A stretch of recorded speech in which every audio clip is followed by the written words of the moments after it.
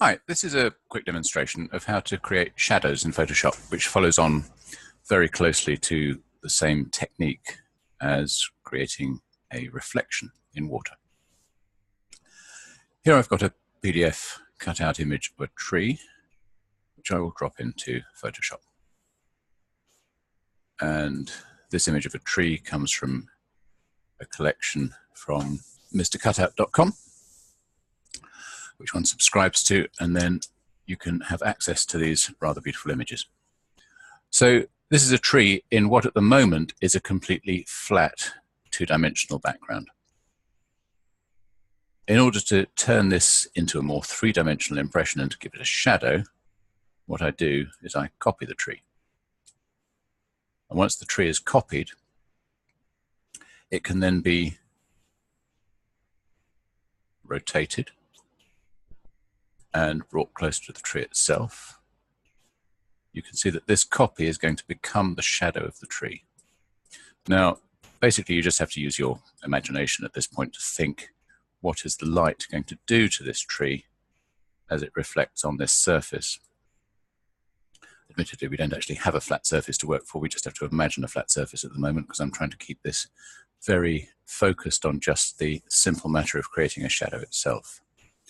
And this now is already beginning to look like a shadow spread out, probably in late evening sunlight, across a flat plane. And if I twist it a little bit more like that and lower it like that, you can see that that now looks pretty much as if it's lying on a flat surface. It doesn't yet look like a shadow. It looks like a copy of a tree bent over and rather distorted. So what does one do now? You can see incidentally that it's sitting here. It's called Winter Tree Multi because it's multi-stemmed.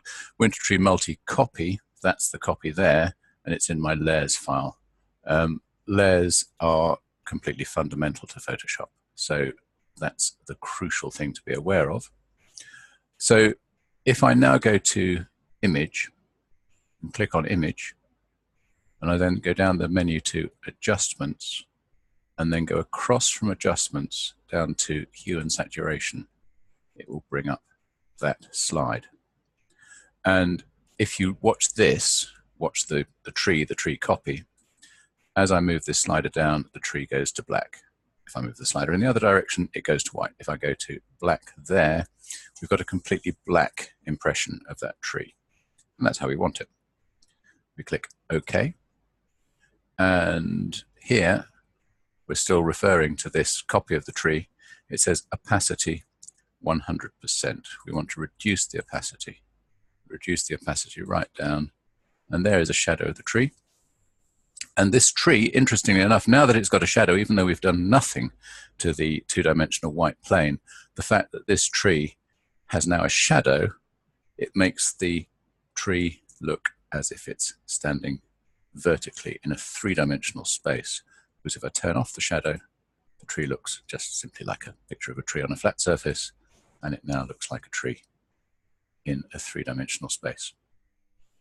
And that's how to achieve it.